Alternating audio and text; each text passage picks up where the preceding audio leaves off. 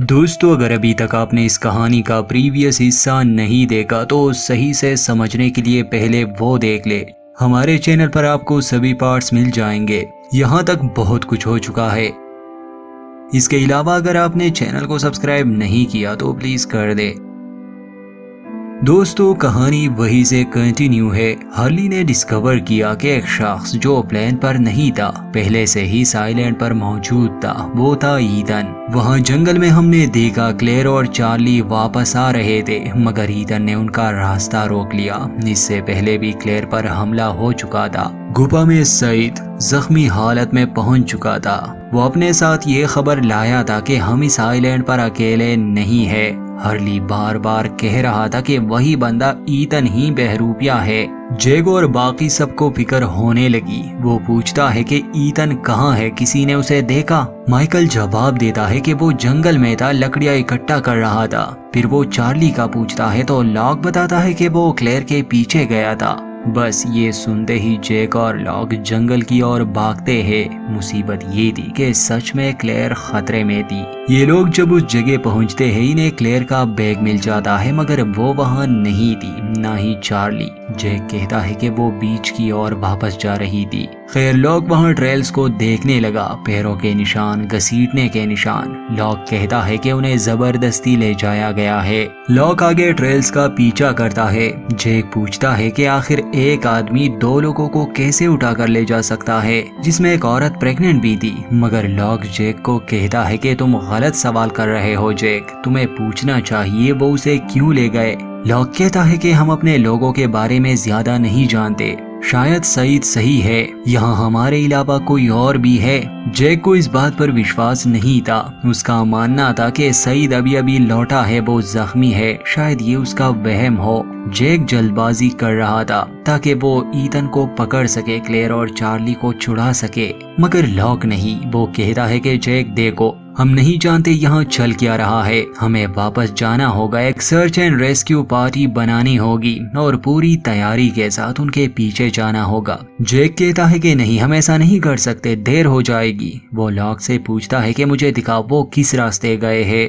Lock एक तरफ इशारा करता है। जैक उसी ओर भागता है, मगर जॉन लॉक उसके साथ नहीं आता।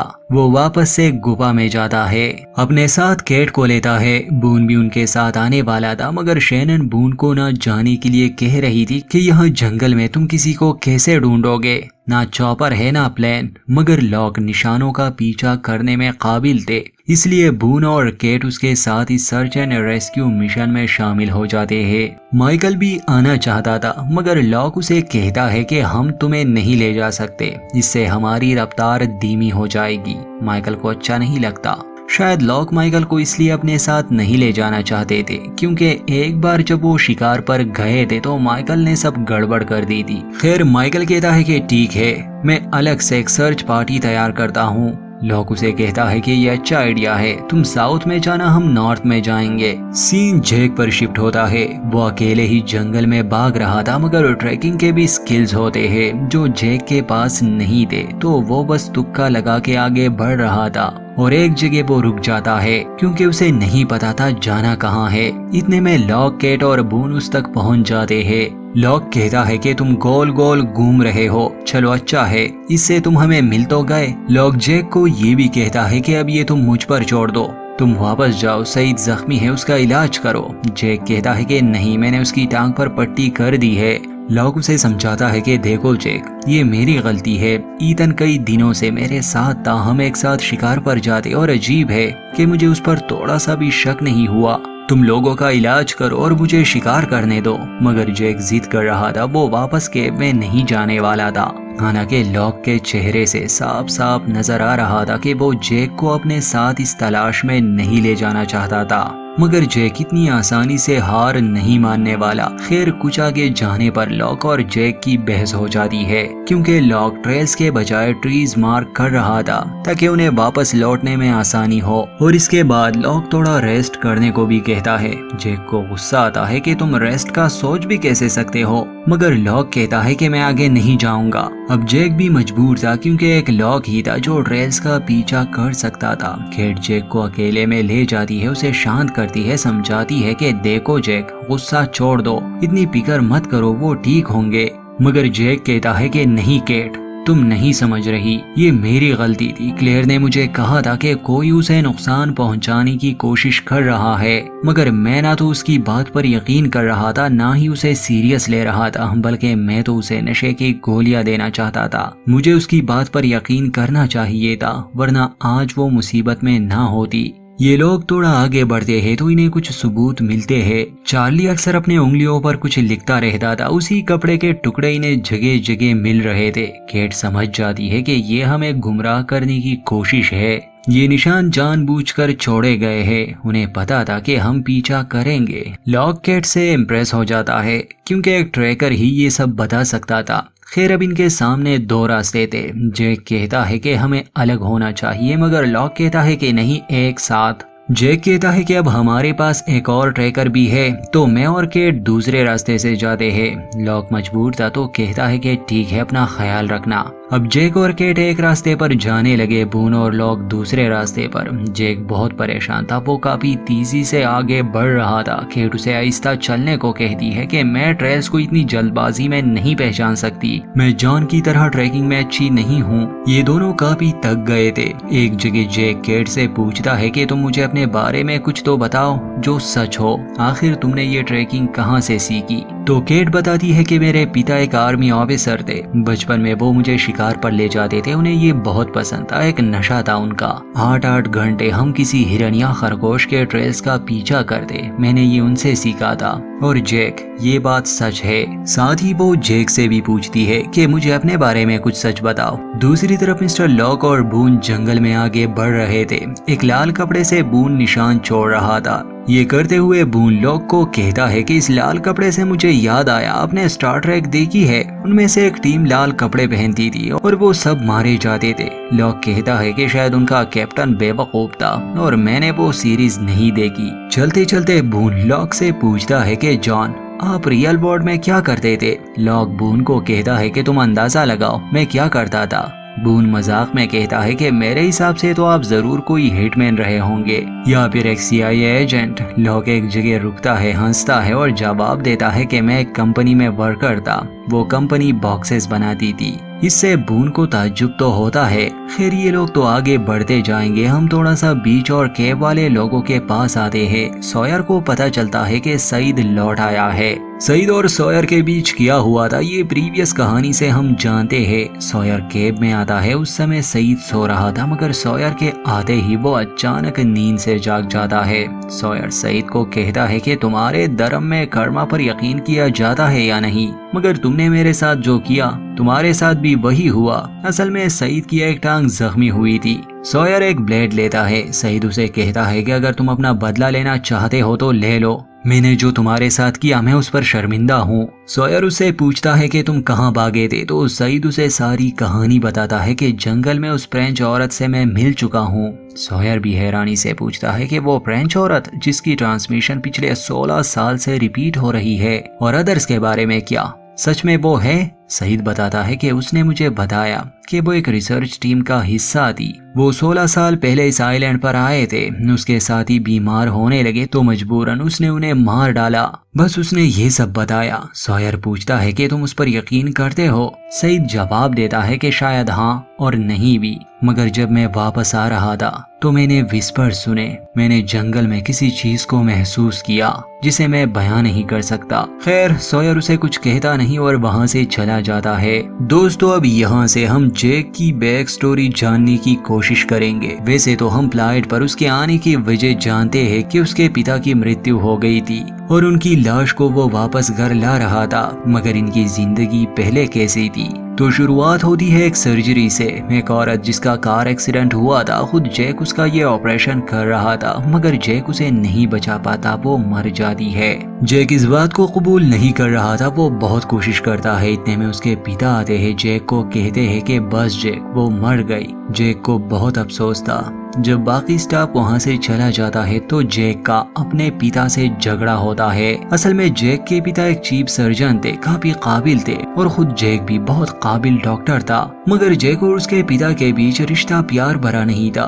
क्योंकि जैक के पिता सख्त मिजाज वाले थे। आज जो हुआ असल में ये ऑपरेशन क्रिस यानी जैक के पिता करने वाले थे, ये उन्हीं का काम था।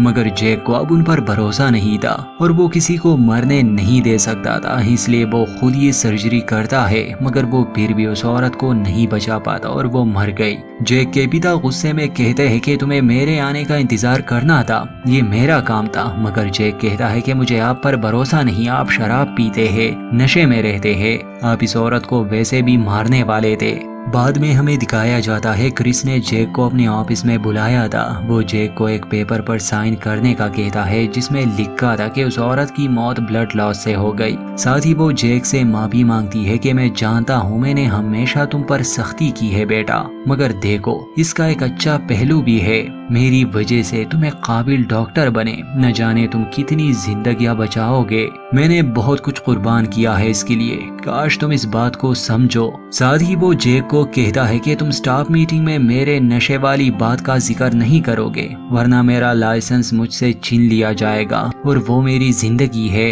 खैर जैक उस समय तो उस पेपर पर साइन करता है, मगर एक बात आप हमेशा जैक के बारे में याद रखें, इस बंदे को झूठ बिल्कुल पसंद नहीं, खासकर जब कोई इसे धोखा देता है। मीटिंग में जब ये बात कंफर्म हो जाती है कि औरत की मौत के लिए डॉक्टर जिम्मेदार नहीं, तो सभी इस बात पर एग्री थे। मगर जब जैक ये सुनता है कि असल में वो औरत प्रेग्नेंट भी थी, इस बात से उसे बहुत दुख पहुंचता है। उसे गुस्सा आता है अपने पिता पर, क्योंकि उन्हें ये बताना चाहिए था। वो उस मीटिंग में ही अपने पिता के खिलाफ बोल देता है कि उसकी मौत का जिम्मेदार मेरे पिता है, क्योंकि मेरे पिता नशा करते हैं और मैं उसे इस काबिल नहीं समझता कि वो आगे लोगों की जान बचा पाएगा। उस समय जैक के पिता अपने बेटे की ओर देख रहे थे, उसकी आंखों में आंसू थे, मगर वो खामोश थे। जैक ने अपने पिता से उसका करियर, उसकी जिंदगी हमेशा हमेशा के लिए छीन ली, क्योंकि उसने जैक को ये नहीं बताया था कि वो औरत प्रेग्नेंट भी थी। तो शायद सच बताना ही अच्छा था। जैक अपने पिता के खिलाफ गवाही ना देता, मगर अफसोस कि उसने ऐसा नहीं किया। तो इससे आप समझ सकते हैं कि क्यों जैक के पिता ने घर छोड़ा और 6 महीने तक ना जैक ने और ना उसके पिता ने एक दूसरे से बात की। अब आते हैं प्रेजेंट पर। वहाँ जंगल में लॉक और बून आगे बढ़ रहे थे। लॉक बून से पूछता है कि तुम क्या काम करते थे। स्क्रैच से पहले बून जवाब देता है कि मैं कारोबार चलाता था। लॉक पूछता है कि किस तरह का कारोबार, तो बून कहता है कि शादियों से रिलेटेड एक काम था। खैर लॉक कहता है कि मुझे उम्मीद है कि वो कोई संभाल रहा होगा। लॉक ये भी कहता है कि अच्छा होगा तुम वापस लौट जाओ बून, 1 मिनट में बारिश शुरू हो जाएगी, फिर अंधेरा, सभी ट्रेल्स मिट जाएंगे। बून हैरान था, वो वापस जाना नहीं चाहता था और कुछ सेकंड्स में ही बारिश शुरू हो जाती है। मिस्टर लॉक की ये भविष्यवाणी बून के साथ साथ हमें भी उलझन में डाल देती है। आखिर इस बंदे को पता कैसे चला? लॉक उस बारिश में काफी खुश लग रहा था और यहाँ से बून मिस्टर लॉक को ही अपना गुरु मानने लगा। दूसरी तरफ केट और जैक भी बारिश में फंस गए थे, मगर वो रुकते नहीं, आगे बढ़ रहे थे। एक जगह जैक फिसल जाता है, नीचे खाई में गिर जाता है। कुछ लम्हों के लिए वो केट से बिछड़ गया। जैक अपने सामने ईथन को देखता है, जो उसे कह रहा था कि अगर तुमने पीछा किया तो उनमें से एक मारा जाएगा। उसने जैक के चेस्ट पर पांव रखा था और उसे गुस्से में समझा रहा था, मगर जैक पलट के वार करता है, उससे लड़ता है। ईथन काफी तेज था, वो जैक को इतना मारता है कि जैक बेहोश हो जाता है। कुछ देर बाद केट जैक को ढूंढ लेती है, उसे होश में लाती है। जैक जैसे ही होश में आता है पूछता है कि वो मेरे सामने था, मगर वो मेरे हाथ से निकल गया। जैक को बहुत गुस्सा आया था, वो रुकता नहीं। केट उसे रोकने की कोशिश करती है कि तुम जख्मी हो, इलाज की जरूरत है, हमें वापस जाना चाहिए। बारिश की वजह से सभी ट्रेल्स मिट चुके हैं, अब हम उन्हें नहीं ढूंढ सकते, हमें वापस जाना होगा। मगर जैक नहीं रुकता और आगे बढ़ता रहता है। केट भी मजबूरन उसके पीछे थी। एक जगह इन्हें पेड़ पर लटका चार्ली मिल जाता है, उसे फांसी दी गई थी। ये देखकर दोनों जल्दी से उसे नीचे लाते हैं, उसकी सांसें नहीं चल रही थी। जैक उसे CPR देने की कोशिश कर रहा था, मगर केट समझ गई थी कि अब ये मर चुका है। वो रोने लगी। वो जैक को भी रोकने की कोशिश करती है कि अब ये नहीं रहा, इसे छोड़ दो, जाने दो। जैक बार बार कह रहा था कि चार्ली लौट आओ, वो रुकता नहीं, बार बार उसके चेस्ट को मार रहा था कि वो सांस ले, क्योंकि उसे फांसी दिए बस कुछ समय ही हो चुका था। लगा नहीं था कि चार्ली की सांसें वापस से आ जाएगी। केट ने तो उम्मीद खो दी थी, मगर जैक के हार ना मानने की वजह से चार्ली होश में आता है। और उसे जिंदा देखकर दोनों ही काफी खुश थे। ये दोनों शाम तक उसे कैब में वापस ले आते हैं। जैक उसका इलाज करता है मगर चार्ली जो सबसे ज्यादा बातें किया करता था वो बिल्कुल खामोश था। जैक उसे कहता है कि तुम्हें मुझसे बात करनी होगी चार्ली।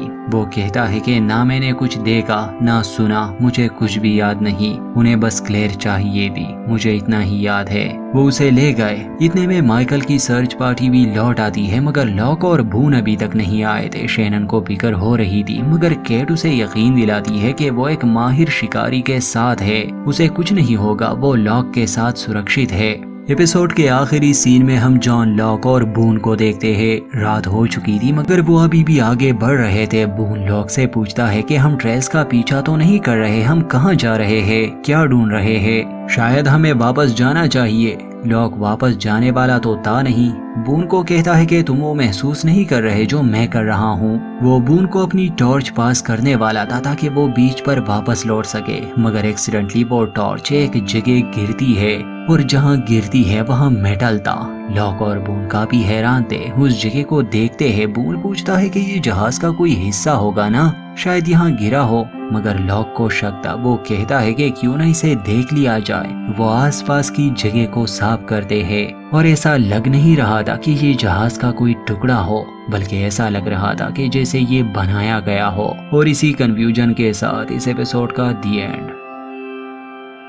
दोस्तों आगे